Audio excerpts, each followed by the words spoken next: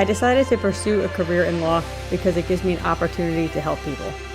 When a client chooses us to represent them, they're entrusting us with a huge responsibility. It's our goal to exceed their expectations with our personalized service and to help them to achieve the best possible recovery to compensate them for their injuries.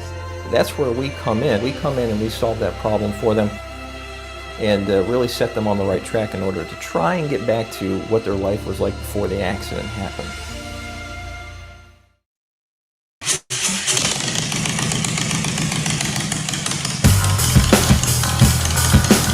Welcome to the Big BoneYard. Enter at your own risk.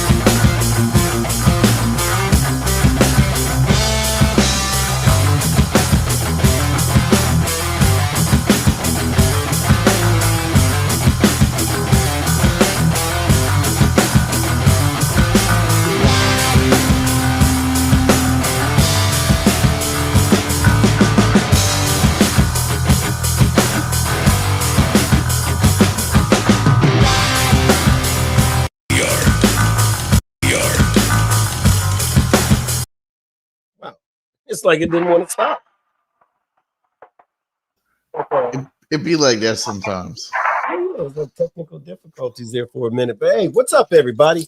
Hey, thank everybody who's joining us tonight on the Big BoneYard. Thank you for coming by. You jumped on your motorcycles and came on over. So that's what's up. And tonight we got a lot of stuff to talk about. But before we do that, allow me to introduce myself to folks who don't know me.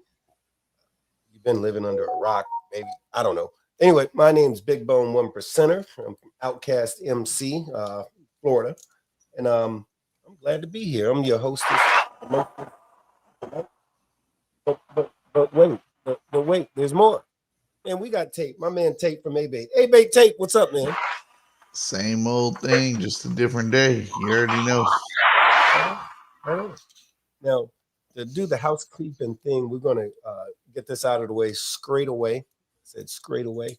And what that is this. We're going to talk about all kinds of different stuff. And this is tonight, it's kind of a passionate subject. So we're going to try to act right a little bit so to censor people or whatever. The YouTube folks don't get too mad at us. But as we express our different opinions about whatever it is we're talking about, we're going to express our opinions and our opinions only. Our opinions of myself and Tate, our opinions do not reflect the opinions of our organizations, our clubs, our associates, whichever. This is us and us only. This ain't nobody else's stuff. Dahuru in the house. Ballhead Nasty from Dahuru. What up, babe? What up? Carney, I see you. All right, that's what's up. We got some folks coming through. While we're at it real quick, if you're sliding through, again, thank you for being here with us tonight because for real, this is going to be some good stuff. But do us a solid. Hit the like button. Comment, say something if you want to say something, but hit the like button, hit the share button, let some folks know about this show because we definitely want some folks to know this is related to some safe stuff. And, we're sick of going to funerals. So definitely let some folks watch this. It'll be entertaining, but it's important at the same time. Did I say it right, Tate? Did I say it right? Oh, yeah. You forgot one thing, though, especially with this one. What's that? So this is a very interactive podcast. We're not like a lot of these other ones that are out there. We're just here to give you information. Don't be scared to call in and chime in on whatever is going on this show. A matter of fact, We love to hear from y'all. I love when I get an email. I really like it when people call in because it shows that not only are you watching, but you're interested in what we're talking about. I ain't worried about that. No, I'm just playing. I'm playing. Hey, no, for real. We love to hear from y'all. So if you got a question, you know what happens a lot of times is we'll wrap up a show and then we'll get an email or a text or something and somebody hit the show line, which is mad cool. Don't get me wrong. It's definitely cool. But if you're watching, you think of a question, don't be shy. Just, hey, give us a call or post a message right on there. Because a lot of times the questions and the comments that folks are expressing, other people would really want to know that. And I'll be like, damn, that's a good question. I wish you had called us 20 minutes ago while we was live, you know. But anyway, getting We on get with that one all the time. so this is actually kind of interesting. So tonight, let me see if I can pull this bad boy up. I got it somewhere. But anyway, tonight's where's the damn description? I know it's out there somewhere. Let me see if I can find it. Can you find the description of tonight's show? I can I don't try. know. See if you can find it. But basically, what we're talking about, I'm going to see if I can find it while we're talking. But where would it be? Okay, modern technology. But so basically, what we're talking about is. I got it. Oh, you got it. Hey, There are a read. few facts in life that all bikers can agree. Water is wet, grass is green, and motorcycles are too cool and lots of fun. I mean, there's nothing like that wind therapy to getting your head screwed on right. Add a few of your brothers flying your colors, riding with you, and now you're really talking. The cherry on top is when you have You got to say it your like you sex. mean Well, it. I'm reading it off of my phone. Hold When on, you go ahead, have go your ahead. sexy old lady or some hot biker babe putting her boobs on your back with big boobs on the back.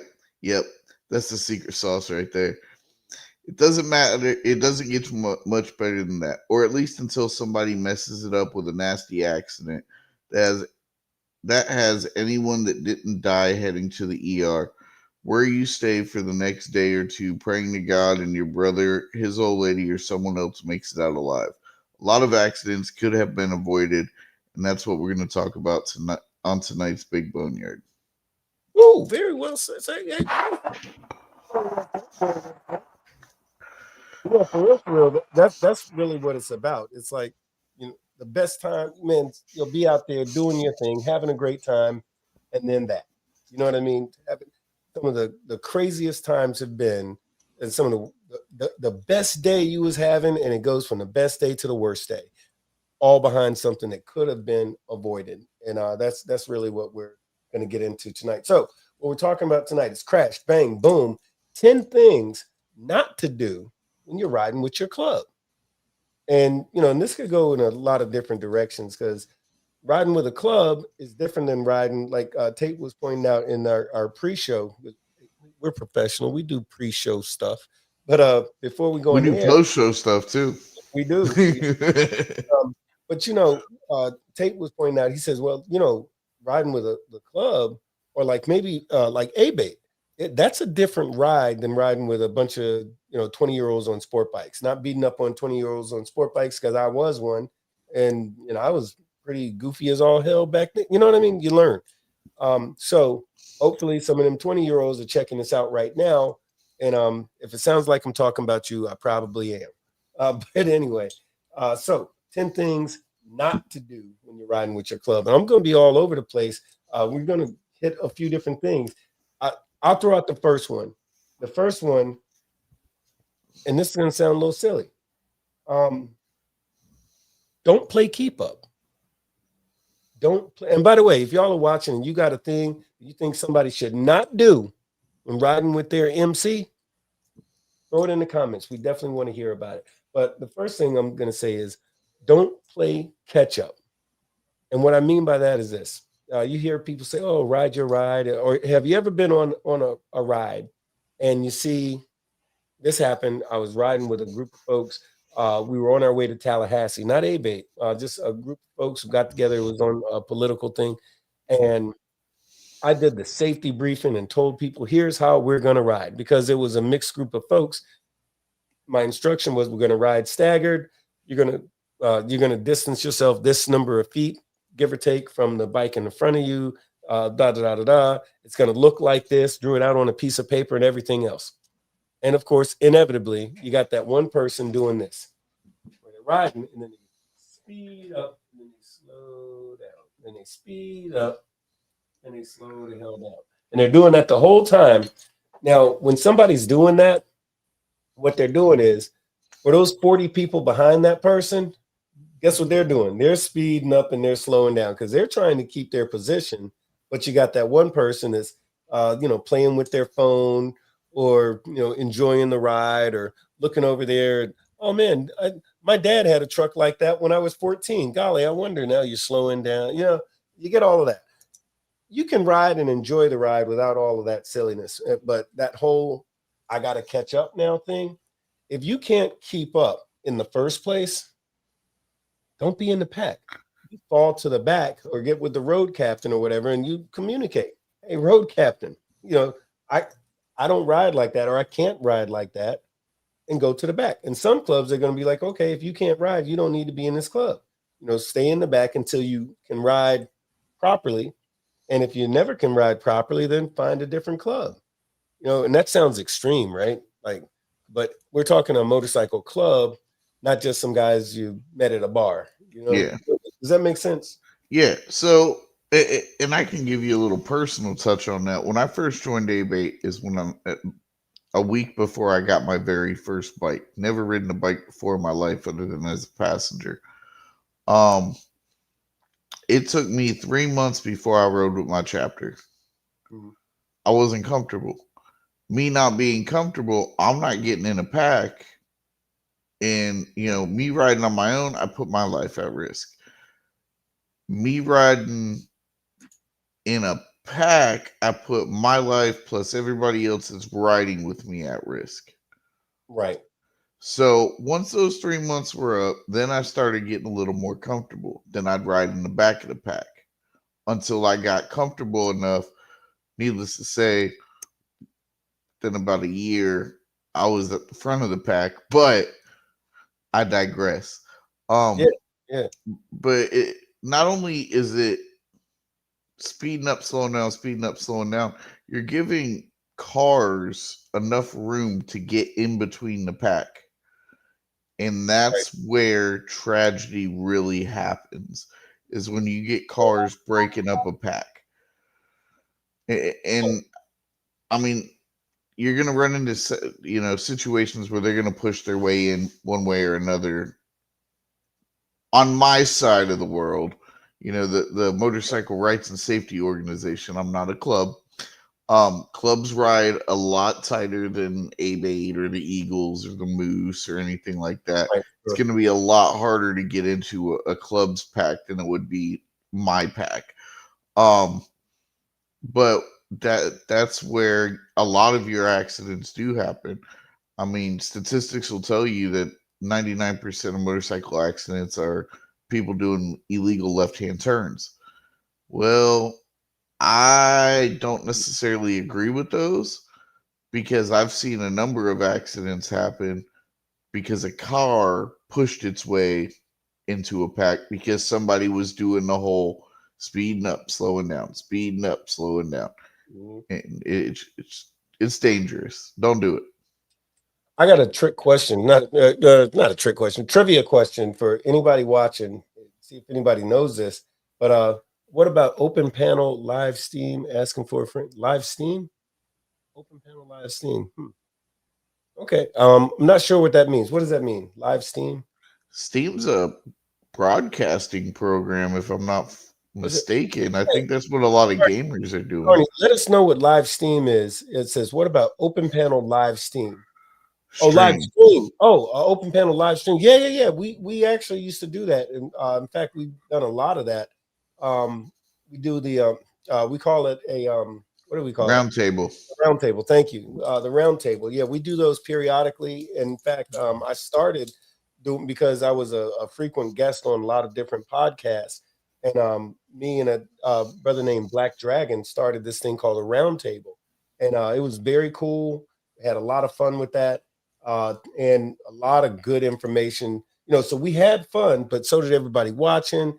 and we just hit on so many different subjects because we covered a lot of stuff because it was people from different backgrounds and different genres that are different types of bikers. So it was real cool. We had 1%ers, 99s, OMCs. We had some old heads, we had some young bucks, all that. So it was real cool. What about I think it means the round table, the run table. Yeah. The round table, but I think I dig where you're going with that. So here's my question though. To anybody watching, see if you can tell us at what place are motorcycle accidents most prone? So y'all think about that. Anybody come up with the answer, just either call in.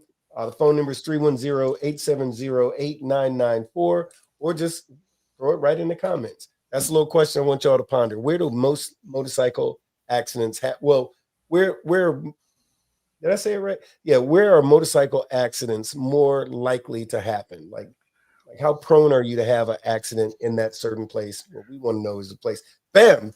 Douche got it. Intersections, traffic lights is my guess. And yeah, you're absolutely right. So, hey, That's another rule I have is when I come to a red light or a stops I really got to. Drinking. But Ballhead just said after party drinking. Yes, sir. In the city with sports bike, cigar box skinny. Hey, what up, Skinny? Matter of fact, So let's take a look at this video real quick though, because I think based on what Ballhead said, yeah, we're kind of with you. Let's take a look, see, and I know Tate, you can probably see this better than I can, but let me know if this joint is playing properly. No, not that. Where is it? Okay, I'll let you know when it pops up. But another thing, rule of thumb, no, that's not it. That's not it. Let me try it again. Nope. But another thing is when you come to a red light, try not to put your bike in neutral. Hold the clutch in, put it in first gear, but the second you put your bike in neutral, that's another step you got to do if that car is coming up behind you too quick. I mean, if it's in, you're just holding the clutch in first gear with your hand on the brake, you can get the hell out of the way. You there yet? Yes. Okay, you see it? All right, let's check this out. All right, check this out, y'all. Y'all let me know what you think.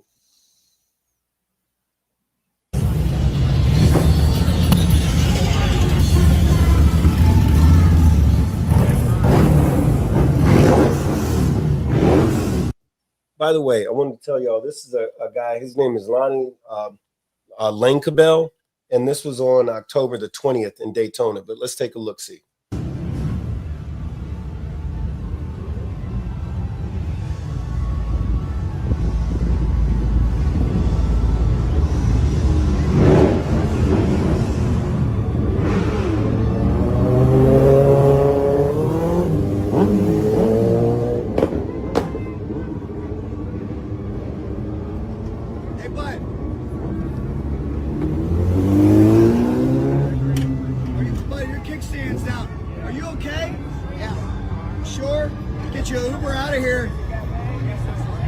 Chance it, man. Don't chance it. Be careful. But I got a little bit of a problem.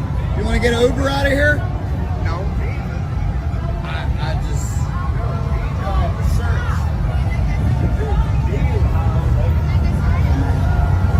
What do I do? What do I do? What do I do in this situation? Be careful, man. Be careful.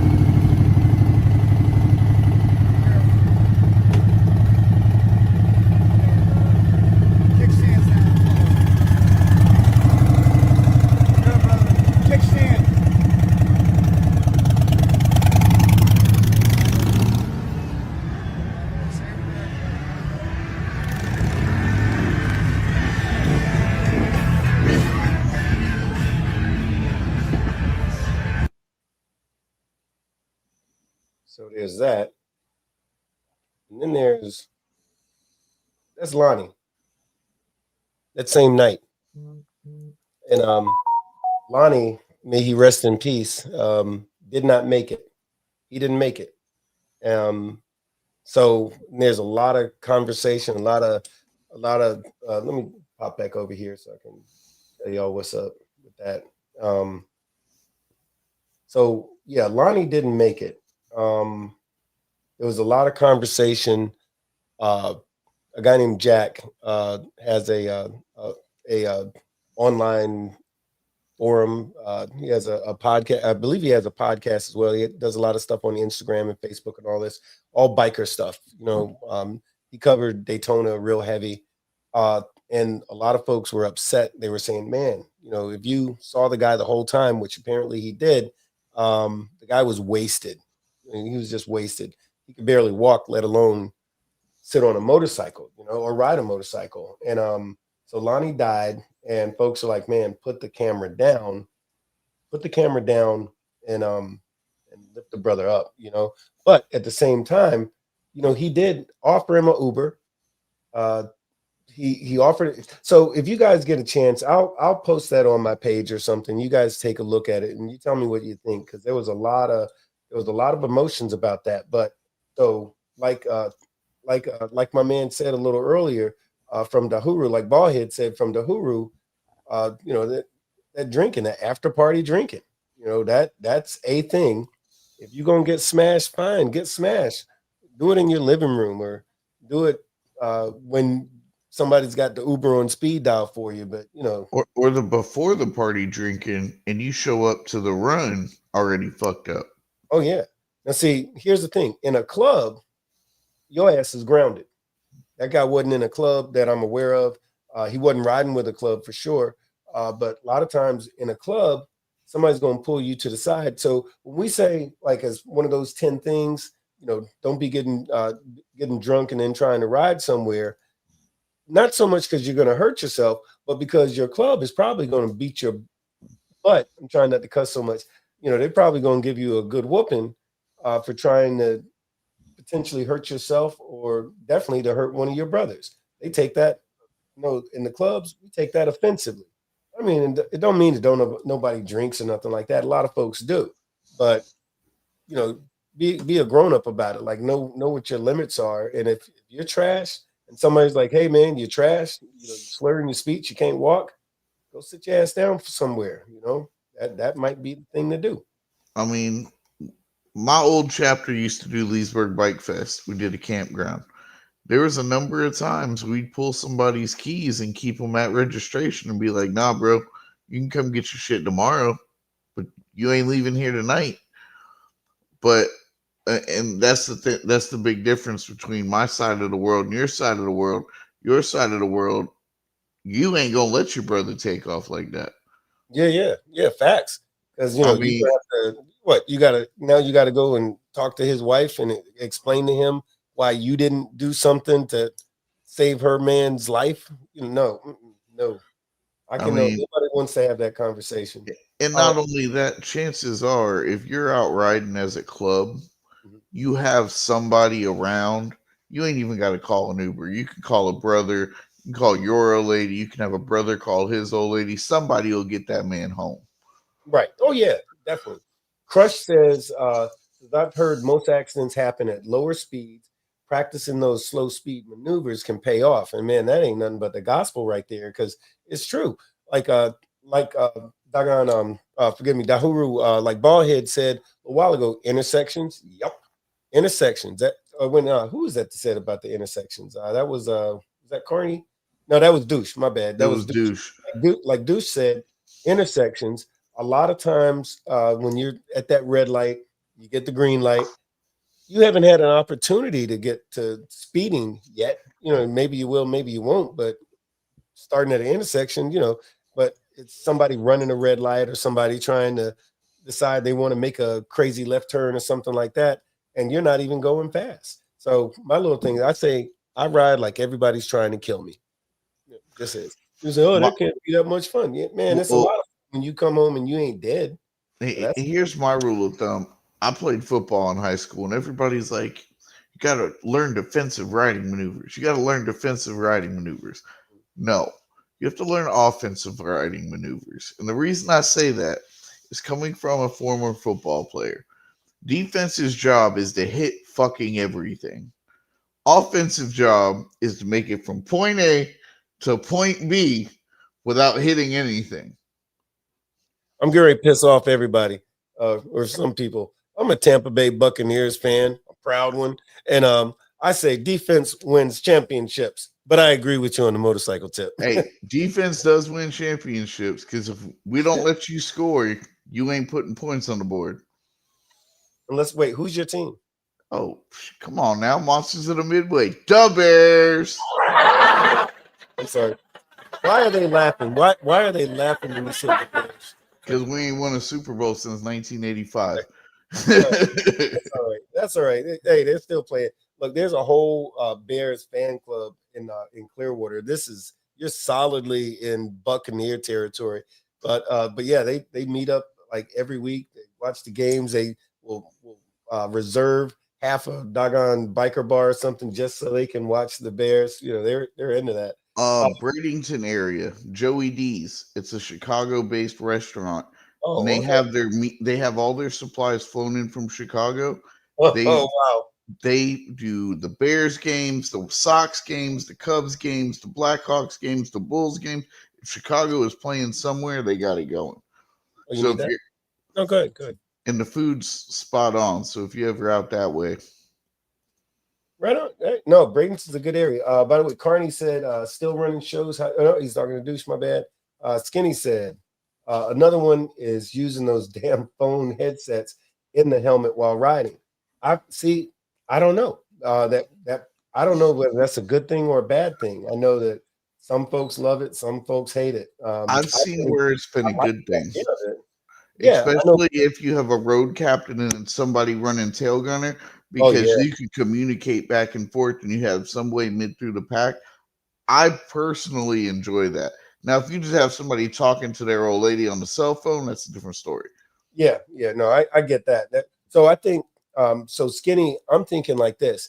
If you're by yourself and you're, maybe distracted or something like that because you're laughing at a funny joke or whichever on the phone or changing the rate. I don't know how they work, but yeah, I could see where something like that could be problematic. But like Tate just said, if you're talking about in a club environment where you have, God willing, experienced riders, I'm thinking about in my club, we ride like the way it's been described is it's like synchronized swimming on motorcycles. So we ride tight. Everybody knows what everybody else is doing, and everybody moves like that. And it's funny you say the tail gunner and the road captain. So there'll be like 3-4 guys in a pack that all have those headsets and they're communicating. And we're moving so on a long ride where you're going to be on the road for a few hours. Oh, those things. I see the result of it, but I don't have the conversation because I don't have one. Well, and another good thing is your road captain can be talking to your tail gunner and being like, "Hey, we got to, y'all run like I do. I almost guarantee. Well, let me rephrase that. I run like y'all do, and it's down the left lane. Right. But your tail gunner and your road captain can be in constant contact. Hey, we got to get off at this next exit, so your tail gunner can get over there and block that lane, so your whole pack can get over safely at the same time. So I can see both sides of that conversation. Right. Skinny says, he goes, I'm talking about being distracted, talking on a phone and not paying attention to your surroundings. Yeah, that's anybody, Definitely. no matter whether you're on a bike or in a car. Absolutely. We're big on that. Like in A-Bay, that's the thing that comes up a lot. So here, I got another one. Okay, well, I got a few. So one, do not be that guy who borrows a bike for the night to just go on a ride. And what I mean by that is, maybe you can borrow a bike. Nothing wrong with borrowing a bike, but you need to be familiar with that bike. If it's got a problem, an issue, or you got to do something special to it to go to third gear or whatever, you need to know all of that stuff before you take that bike and bring it around my brothers or, around your club, because if you don't know how to ride that bike, that's going to be a problem because not knowing how to ride that bike increases the chances of an accident happening exponentially. And we don't really talk about that a lot, but accidents can happen from you not maintaining your bike properly or something weird happens with your bike. Now, what if it's something you know that your bike always does XYZ? You know that, and you let somebody else borrow that bike and they don't know that or they're not used to that. That's a problem. So, Or they don't know how to react to that. right, exactly. So ride your own shit, and if you borrow somebody's bike, even if it's a rental bike, get familiar with that bike before you get on the road around me, my family, my brothers. Man, just don't do it. Right. So actually, not last year, year before last, when I was still down south running Lake County, Yeah. we had a member borrow another member's trike to tote it to and from Tallahassee for her. Okay. She made it all the way to Tallahassee from Lake County, rode it while we was in Tallahassee, rode it to the Capitol. We literally made it all the way back to Lake County. We're pulling into a parking lot to cut through to go to the neighborhood at the house because everybody had just thrown their luggage in one cage. Yeah. It was a trike. She was used to riding a night train. The trike turned. She felt weird. What it was, the back tire hit one of the curbs in the parking lot. Right. She freaked out and went to jump off the bike, wound up with her leg under the bike. Man, nah. It broke her leg in half. The bottom portion of her leg was snapped. Now she lived. She's always in pain now. She still rides. Yeah. But man, that's wicked right there. Yeah, especially on long rides. I mean, thank God it was once we got back home that something did happen, because I don't know what we would have done being on the road and all of us having to stay out there. But make sure you know the machine you're on. All right. No, facts. Here's another one. This is something a lot of people don't think about. My father used to tell my daughter, don't get hypnotized by the road.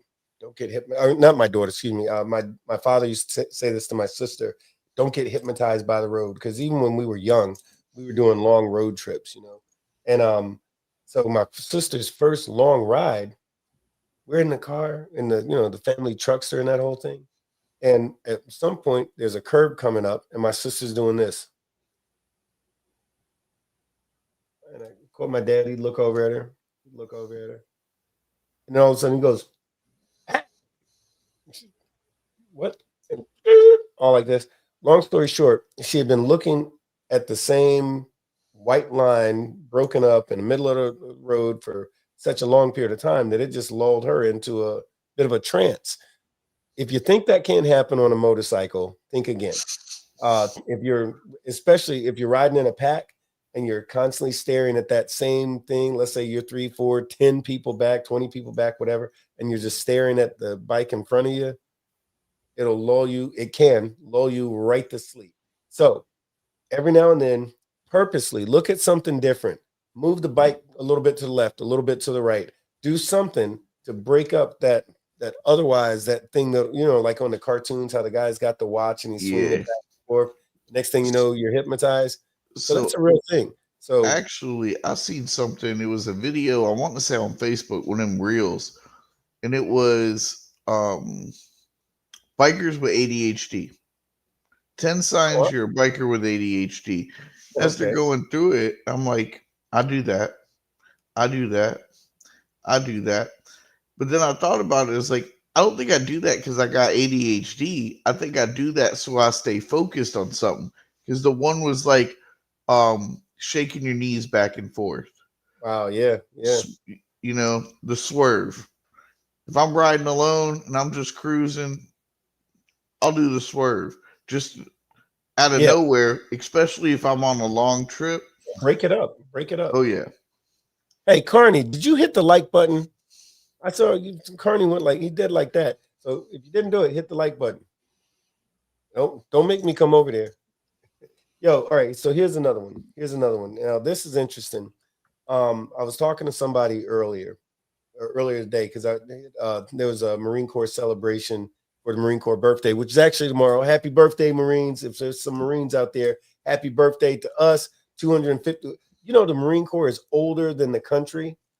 Yeah, November 10 November 1775 is the Marine Corps birthday.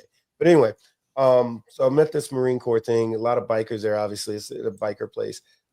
Bert's Barracuda and OCC. It was what's up. Ooh, It was crazy good time. But so I'm talking to this guy up there, and he was asking me. He says, "Man," he goes, "I don't know how you guys do it, the way that you ride." I said, "Oh well, thanks." He goes, "It's beautiful, it's cool, but how do you do it?" He goes, "How do you do that? How do you ride suicide?" So riding suicide is what some people call bar to bar or side by side. Because we'll have big packs, 30, 40, 50, 100 bikes, and everybody's riding bar to bar. Suicide formation is called as well. And we're doing all the same stuff. We ride together a lot. We're all taught to ride the same exact way. And here's the thing: riding bar to bar is looks great, is real cool. There's definitely some outlaws ish, right? Some outlaw stuff there, but don't do it if you don't know how to do it, or let amen. somebody teach you how to do it. Like it's not a thing for everybody. Like maybe if you want to, like you and your friend and you practice quite a bit to get comfortable with it. Because like if you're going to go on a thing and that's how they're riding, great. If you don't ride like that or you can't ride like that, then what your move is to fall your ass to the back where you don't have to side by side. Hey, Bolo, what's up, Bolo? So Bolo. Yeah. definitely. And if you are going to practice, my rule of thumb is I won't ride bar to bar with anybody I don't trust. Right, right. It takes a lot of dedication and hard work because you got to know what that man next to you is going to do, the two in front of you and the two behind you are going to do before they even do it. Yeah. Otherwise, it could be a big mistake. Let me tell you, my bro Fishtail. Shout out to Fishtail. Fishtail, if you're watching, what's up? Love you, brother. But me and my brother Fishtail did so many miles. We've done so many miles that if we're riding together, I don't even have to look at him. Like, I mean, we'll do the occasional hand signals and like that for like, I got to go to the bathroom or let's go get some gas or something. But for the most part, like if we're doing something, we're riding, going from point A to point B, need to change lanes or whichever like that. I can hear the sound of his bike. He can hear the sound of mine. If he revs a certain way, I know that means we're getting ready to change lanes if he's to the right. And I know if I make a certain sound or do a certain something with my bike, he knows I'm getting ready to move to the left, and so on and so on and so on. And so people go, "Wow, how do y'all do that?" We've had people follow us and whatnot. They go, "Man, how do y'all do that?" And I'm like, I don't know. We've been doing it for a while. But what's up with that is, putting them miles down. So bar to bar, any of that kind of stuff, it all goes back to like practicing, like get some time on the road, like put, pound the ground. That's what we do, right? All right, here's another one. Neglecting safety gear. Neglecting safety gear. Now, in Florida, we can wear a helmet. Like if you're at least 21 years of age and have $10,000 of some kind of health insurance, life, like in case you break your leg or something, you don't have to wear a helmet. Um, I'm one of these. I'm like a legit old school biker in the sense that I'm like your ride, you decide. I'm like peace, love, all the above. I believe in freedom, like real freedom. Like you do your thing, I'll do my thing. As long as your thing don't mess up my thing, we ain't gonna have a thing. I'm like live and let live. I'm legit one of those kind of people. So as it relates to safety gear, I see these cats, especially like it's very stylish. It's in vogue for sport bike guys to go out looking like Ninja Turtles, right? I mean, I'm talking they're gonna spend, they brag about how many thousands of dollars they spent on their helmet, and they'll come out with the thing and the pads and the leather. I mean, there's guys that'll come out to go to 7-Eleven in full leathers and a thing around his neck and all of this kind of stuff. And you're like, wow, what the hell? Dude, you're going 2 blocks to 7-Eleven. You trailer your bike to Daytona, you know, so cut it out, So that's a little bit much. Now you got some of these cats though, they're out there, they're stunting and showing their whole entire ass. So with those guys, they legit everybody needs it. It's not a bad thing to have, but there's some guys who know that the chances of them doing something themselves that they're going to wipe out and hurt themselves. That's why they're wearing all that stuff. But in most normal cases, Yeah, you should wear. I'm never going to tell somebody don't wear safety gear, but it's Florida and it gets to 90, 100 degrees in this mofo. So if you don't see me looking like a Ninja Turtle, uh, Now, don't say nothing funny to me because I ain't trying to hear it. and Um, that, now you might see somebody riding in long sleeves in the summer, but keep in mind, long sleeves in the summer, the long sleeves will absorb your sweat, and the wind blowing through the long right. sleeves will actually cool you down. Oh yeah, yeah, definitely. See, Because that's some stuff. I've had people question me, "Aren't you hot in that?" No, actually, I'm cooler than if I had a t-shirt on. Right, right. So Ballhead just said something really great, which is true. I didn't delve into it, but he is correct. He says bar to bar is exclusive and it's built to trust. So you're not on your phone checking messages, worried about your side piece, checking your playlist engine and shifting, watching the road for hazards, right? Because bar to bar, you have got to be on your game. And I promise you, if you're doing a whole bunch of silliness while you're riding bar to bar with somebody, when you stop, you're gonna get the business. You're gonna get the business.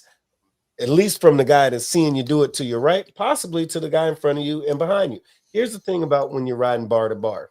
If you start that speeding up and slowing down stuff when you're riding bar to bar with somebody, oh, you're definitely gonna get the business. You know why? Because the guy that's riding bar to bar with you, as you're slowing down, he's slowing down. As you're speeding up, he's speeding up because you're supposed to be bar to bar. You're supposed to be X number, a certain distance from the bikes in front of you. The bikes behind you are doing the same thing. Like we got it down so much to whereas I can look in the rearview mirror of the bike in front of me and tell am I positioned properly.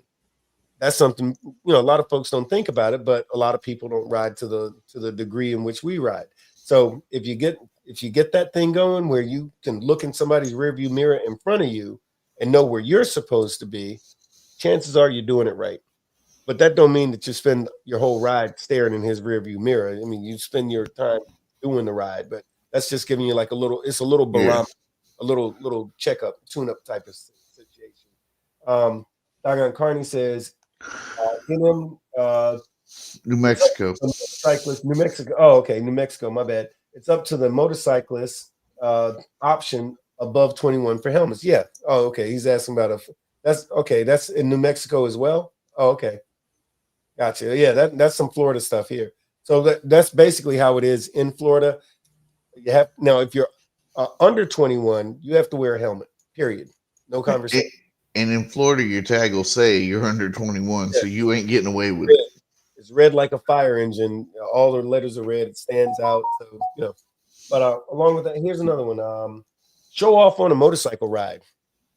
Quick way to get your ass beat in an MC. Now, there is such a thing as sport bike clubs. Sport bike clubs. Now, a lot of the guys in the sport bike club, I've seen a sport bike club, a group, or sometimes not even a club, just a bunch of guys on sport bikes on the highway, and boom, all five of them at the same time. Whap, everybody's up on the back wheel, and they'll be doing 90 miles an hour on one wheel. Some of those guys really know what they're doing. Some might not. The same way I've seen them stand up, I've also seen them come down. And sometimes that's just a really, you know, there's a lot of conversation to be had about that. But in my opinion, my humble opinion, you know, don't show off if you're in a pack. You know what I mean? If your brothers are cool with you doing that, yeah, maybe they are. I'm not. Because if you wipe out and I'm behind you, if I'm close enough to see you cutting up like that, chances are I'm close enough to get messed up when you wipe out. So, you save that for 3 a.m. when nobody's on the highway or in the Walmart parking lot at 4 a.m. before anybody gets there, whatever. But just keep that business away from me. That's all I'm saying. Um, what about, Well, hey, and to touch yeah, base on that, because this one is specifically about clubs. Um, a lot of your clubs will state in the bylaws whether or not you have to wear certain motorcycle gear depending on the conditions in which you are riding. I oh yeah, know yeah, a I've heard that. number of clubs down south and actually across the U.S. that I've just come into contact with and have general conversation with. A Mhm. lot of clubs have gone to, if you're on the highway as a matter of safety, you must wear a helmet. Yeah, yeah. Some clubs are like that. There's clubs that will say, now this works different with depending on the type of club it is. Believe it or not, dominant clubs don't really do this so much. But they'll say, hey, you got to have a motorcycle endorsement. You got to have all your gear. You got to have this, that, and the other thing just in order to go on a ride with us. That's different for me because I remember a time when bikers were, again, here I go with dating myself, but back in the day, the only ones that had tattoos, for example, there were like 3 people that had tattoos. That was like Marines, sailors, pirates, and okay, 4. So Marines, sailors, pirates, and prisoners, right? Inmates. Those were the people that had tattoos. Now everybody's got a tattoo. There's nothing so cool about them anymore, right? But the other thing was bikers, they back in the day, bikers were not political. They didn't care about politics or any of that. They didn't care if that black guy was dating that white girl. They didn't care about what was going on in somebody else's bedroom or a whole lot of stuff. Because bikers are like hippies, but cooler. Like the long hair and the tattoos and all that stuff. It's like the only way you could tell a biker from a hippie in the 70s was where he went when he went to his parking lot. If he jumped on a motorcycle, okay, that's a biker. If he went to a van with a bunch of women that smelled funny, okay, that's a hippie. But the point about it is like this though, is that the whole freedom of it, the freedom in me tells me I want people to do whatever the hell they want to do as long as it ain't hurting me or mine. So that's I can think. So here's another one. This is based on a conversation I was having with the same guy earlier today. He was talking about the way that we ride and everything. He goes, "Oh, well, what if you're on a dangerous ride?" I said, "What the hell is a dangerous ride?" And he says, "Oh, like if you're on a ride and you're going through the mountains and it's really rough, or you're on a road and the road gets real thin, and like you don't have 2 lanes to ride in." I'm like, "Well, first of all, we don't ride in 2 lanes. We ride in 1 lane, unless conditions change and the road captain gives a signal for us to go to 2 lanes. If things are looking a little funky, the lane's not real wide, we'll get a signal that says go to 1 lane. Everybody's in the same lane now. Sometimes we'll get that signal coming into a big parking lot, like going to a funeral or something. You go in the park, Run single file. property, boom, you get the signal, single file, everybody does it. And that's why it looks like a magic trick when we do this, or the synchronized swimming on motorcycles. But that comes with riding a lot and knowing your bike, knowing how you ride that bike, and knowing, really importantly, how everybody else is going to ride their bike when you guys are doing that thing together. What's another one, Tate? Oh, man, you're taking all the good ones. Don't be late. I think that's a big one. I've ran into that one a number of times. If I tell you we are leaving at, let's say 5 o'clock to go to a party at the Outcast Clubhouse, and I know it's going to take 15 minutes to get there, and you never want to be the first person there. Right. I always like that, come in once there's more people there. Gives you a chance to mingle with a lot of people. And then you don't sit there looking stupid because you don't know anybody.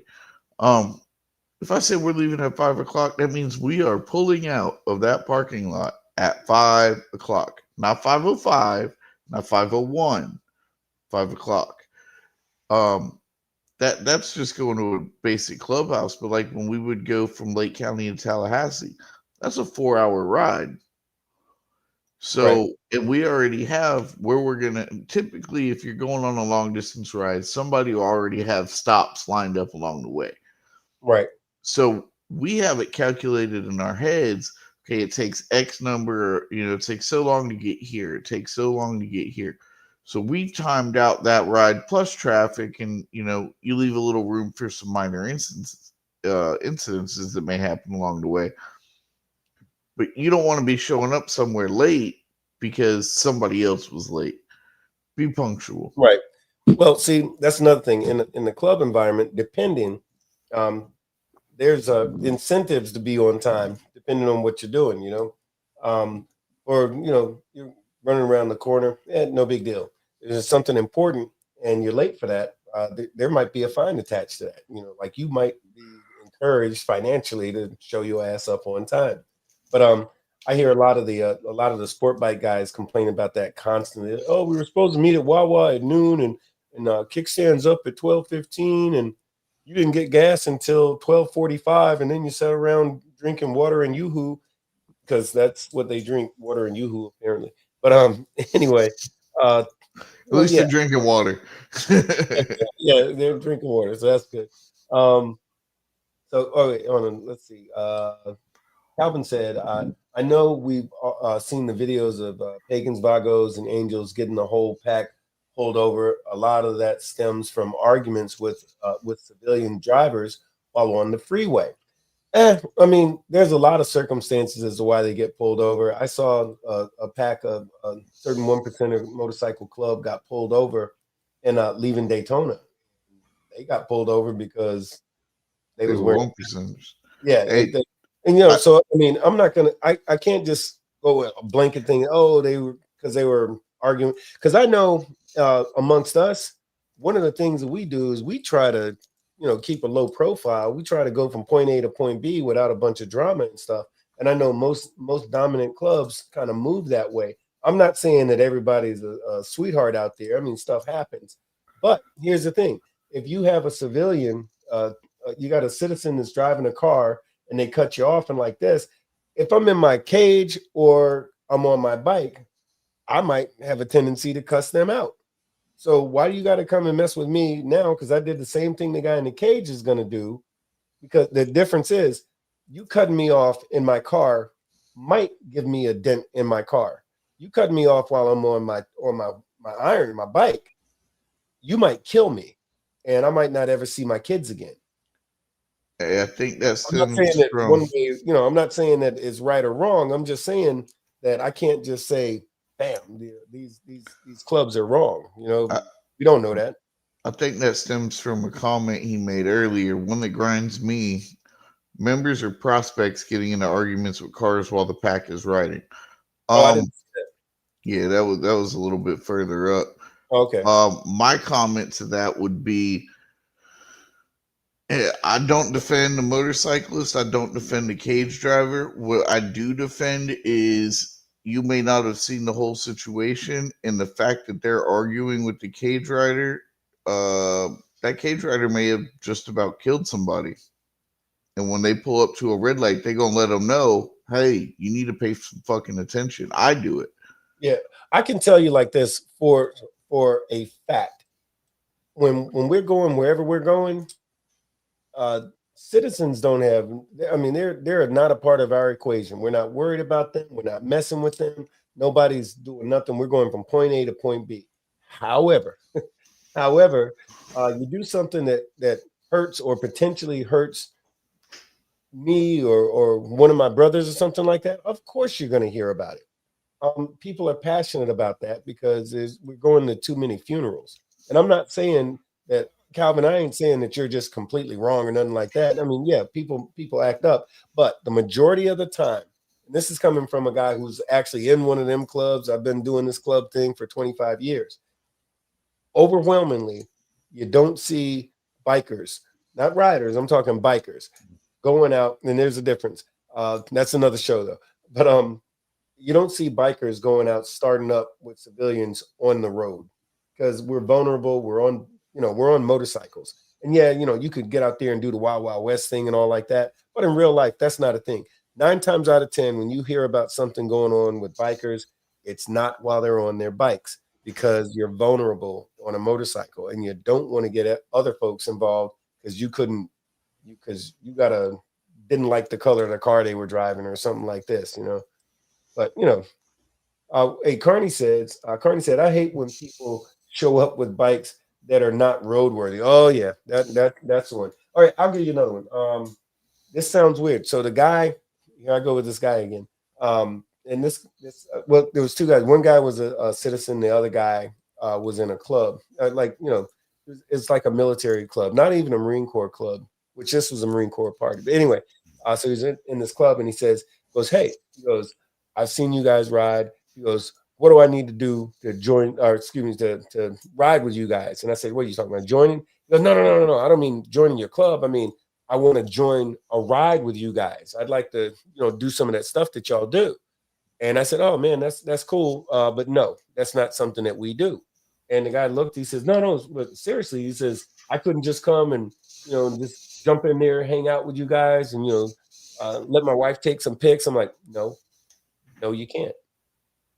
And he was like, he was polite about it, but he seemed like he was butthurt. But here's the thing. No, because here's the thing. I don't know you. I don't know how you ride. Why in God's name would me or any of my brothers, not to mention it's like against the rules, but why would I do that and put everybody else's life at risk because you wanted a photo op?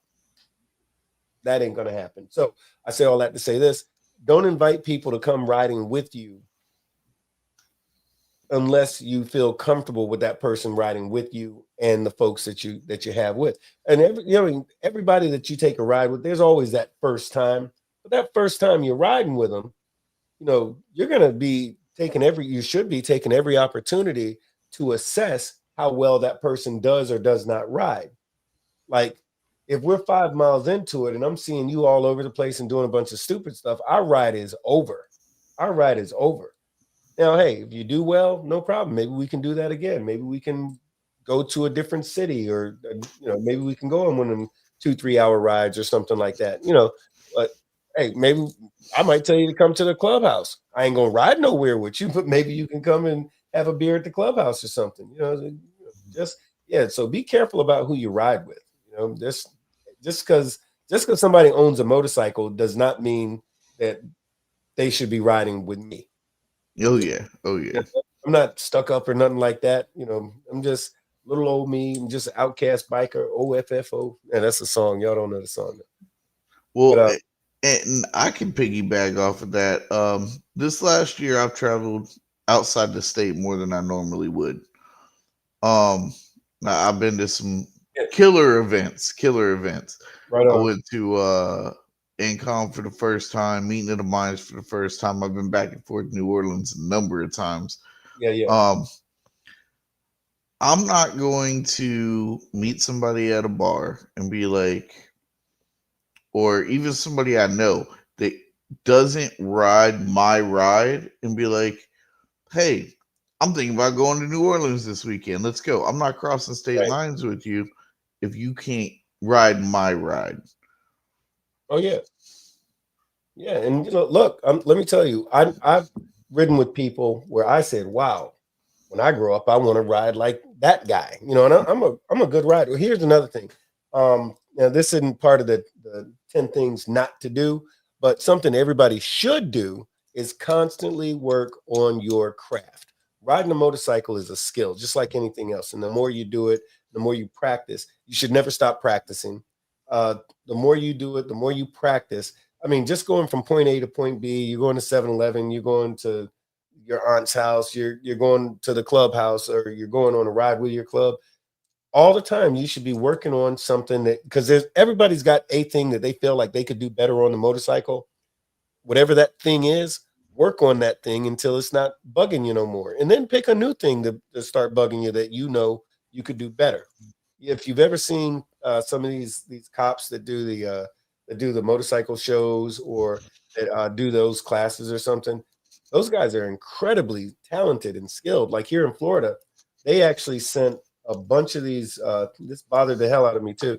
But we were having, when I say we, I mean the state of Florida was having all these incidents where sport bikes were going super fast. The super bikes that can go 200 miles plus like that. And a lot of them can't go 200, but they can get to about $180, and some can actually go over 200 miles an hour. So to combat that, the state police said, we're going to go get us a bunch of ZX14s. They got some ZX14s and some Hayabusas. And they didn't just buy the bikes and slap some cops on them, but they bought the bikes and they outfitted them with all the coolest cop stuff on these sport bikes. But they sent them fools to Laguna Seca to learn how to ride fast motorcycles. And I mean, they were out there for like 2-3 months, these cops, and they came back begging and praying, please God, let somebody come past me doing 100 plus. They actually have a law in Florida. If you're doing over 100 miles an hour, oh, it's just a whole bunch. They're going to tear your ass apart. I mean, it's mandatory jail time. They impound your bike. It's fines. You're losing a license and all kinds of stuff. It didn't used to be like that. Started July the 1st of this year. So Florida gets it. It's a biker state. People ride all kinds of motorcycles, and the cops here, man, they want all that smoke, especially if Well, you're in a club. we're also one of the states that have multiple bike events a year. I mean, we got St. Pete Bike Fest. Huge bike events. We got Leesburg Bike Fest. Oh, I there's know Daytona. we got Daytona twice a year. We got Thunder Beach twice a year. Yeah, I mean, you got there's Gibtown, there's Leesburg is twice a year, right? no, Leesburg's once. What Leesburg is once, Gibtown is once or twice. You got there's a bunch of them. There's a Coatee River Bike Fest. They have the Bike Fest, and then they have another thing by a different name, but it's like all the bikers go there anyway, and all the Two Broke for Sturgis. Yeah. I mean, hey, if y'all ever want to be able to book a whole calendar year going to just different bike fests, come to Florida for the year. Yeah, you never have to leave the state. Good night, Skinny. Ballhead said, yes, super speed. Yeah, that's what they call it, the super speeder law. A dude got caught in a car. I was surprised. I just had I put money on it. I would have thought that the first one that they go after was somebody on a bike, but they caught a guy. Was it not this weekend, but about a week ago on the weekend? This dude was in a car. He was a young kid too. He's like 21, and they caught him doing a $105, and he is so screwed. Because normally that's you just get a ticket, but he's the first guy in the Tampa Bay area to get grabbed up on the super speeder law. And they were talking about that. My bros in Miami and Pensacola and everywhere, like, oh, they got one. And actually, the super speeder law isn't over 100. It's 30 miles an hour over the speed limit. No, so, but it specifically says if you're going over 100 miles per hour, they have a specific provision in 100 miles per hour. Because see, if you're in a 55-mile-hour zone, 30 miles over the speed limit is 85. 80. Man, damn, y'all making me do math tonight. He's got to find his abacus, people. Right. So there's the 30 miles an hour over, but then the super speeder law that Ballhead was just referred to. That's if you're doing 100 miles per hour plus, and that's what in the Marine Corps we call that's that catch-all clause. Like if you're doing over 100 miles an hour, there ain't no talking your way out of that. Nah. I don't care if it's a girl. I don't care how big your titties is. Hey, when I was coming down that weekend and I hit you up and you're like, is that lights behind you? Dude, yeah. I'm telling you, it was like that because 1 more mile an hour and it'd have been 30 over. And I was like, shit, I'm going to jail. They are not playing with this stuff. But I'll tell you, matter of fact, Doggone Ballhead said something. He said about the t-shirt. I think we're on to something. Wait, where was it? I got it wrote down. Ballhead said we need to get that t-shirt. So it's do your thing as long as your thing don't mess up my thing. There won't be a thing. Yeah, I've been saying that for years, and I just really feel that way. But yeah, that would make a cool t-shirt. Hey, I'll tell you what, Ballhead, stay plugged in with us. We'll probably make that shirt, and since it was your idea, we'll make sure that you get one as soon as we make it. Baldhead edition. Oh wow! All right, Ballhead, you got a t-shirt coming. You got to give us a minute to get that stuff made, though. That's what's up, though. That's why I mess with y'all. Hey, everybody here, if you didn't share this show, if you didn't do it yet, do it. Share the show. Let some folks know about it because we're talking about a few things. A lot of folks, we're talking about stuff that folks already know is common sense stuff, but it's the kind of stuff that either A, somebody didn't know, or B, they forgot about. So every now and then you could be an excellent mechanic and you forgot more than other people know, but you still forget stuff. So share this with them and, talk it up a little something and tell them, hey, because if you're going to be out there on the road with me, make sure that they on point. There's something in this show that we talked about that they probably they probably need to know, something that you want them to know. But Deuce said, looks like the Florida law is 50 miles. Is that what it says? The Florida law is 50 miles per hour over or just over 100 miles per hour. Okay, is that how it's written, Deuce? All right, that's what's up. That's what's up. But hey, Baldhead said it was Bolo. it was that's Bolo. Oh, okay. I'm taking notes for you. All right, cool. Hey, I'll tell y'all what, man. So we've been at it for about an hour and 5 minutes, and this has definitely been good. I hope all of y'all got something out of this. Definitely, I can't say it enough. Share this show with some folks. Hit the like button, subscribe, share, all that. But definitely put this show in front of some people because it makes our lives easier, and hopefully, we get to go to one less funeral or something. This is the kind of thing where we don't know if we're successful or not. But if somebody remembers something they heard in this show and they, are extra careful at an intersection, or they were careful about getting on the wrong person's bike, or any of the stuff we talked about, and it saves a life, man, that's what's up. That's always good. But other than that, man, I'm going to go ahead and get the hell out of here. I'm going to tell y'all, I appreciate you coming, hanging out with us tonight. Thanks for riding through. We're going to do this again in a week. And just between now and then, check us out on the socials, the Instagram and Facebook and all that kind of stuff. And if you got an idea, something you want us to chop it up about, definitely share that with us. We always love hearing that stuff. But hey, what, if anything, you got to say to him, brother? Two things. Number one, each one's each one. If you take something out of this, take it to your friend, pass it on. If they wonder, hey, where'd you hear that from? Well, I learned that from the Big BoneYard. Man. Two crazy ass Florida boys that sit down at the end of the night on Sunday and just talk. The other thing is I'm working on getting us some new swag. So if there's anything y'all can think of that y'all want to see, as Big BoneYard swag, can we get Dahuru? Can we get doggone Ballhead his doggone shirt first? He's literally it's Bolo. That's the first shirt I got on the list. Well, wait a minute. Is it Bolo? Now, Bolo, is it Bolo or is it Ballhead? Now, is Bolo Ballhead Nasty? Is this the same dude? No. See, there's Bolo, like there's Vernon Powell, aka Bolo. It's Bolo. It's Ballhead Nasty. So wait a minute. So hold on. Ballhead Nasty, Dahuru MC says, amen to that. Great show. Big Bone, let's find out. Let's find out right now. Amen. Great show. Big Bone, if I don't see you sooner than later, I'll see you at the Proc. Yes, sir. You come to the Proc, right? All right. So we'll both be there. Bait Tate. I look forward to meeting you. We're going to be at the Proc. And matter of fact, if we don't have that shirt, remember it's Tate's fault, and he owes you $20. I think that's what they said. Yeah, somebody said that. I don't know who said that. I didn't say. Anyway, yo, hey, thanks for riding through with us tonight. And definitely, like I said, hit the pound and the like and all of that stuff. Other than that, hey, we're out, and we're going to see y'all again. And I figure it's going to be about 7 days or something like that. Sounds about right. All right, y'all. Law, because it gives me an opportunity to help people. Risk.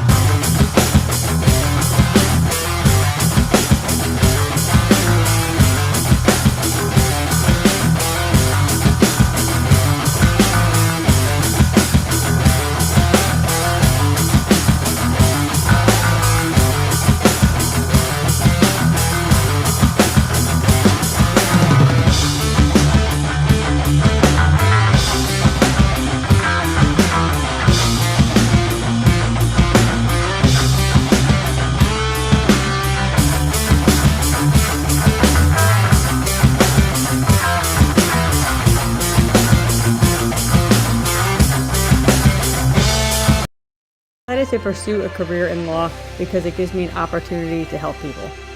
When a client chooses us to represent them, they're entrusting us with a huge responsibility. It's our goal to exceed their expectations with our personalized service and to help them to achieve the best possible recovery to compensate them for their injuries. That's where we come in. We come in and we solve that problem for them and really set them on the right track in order to try and get back to what their life was like before the accident happened.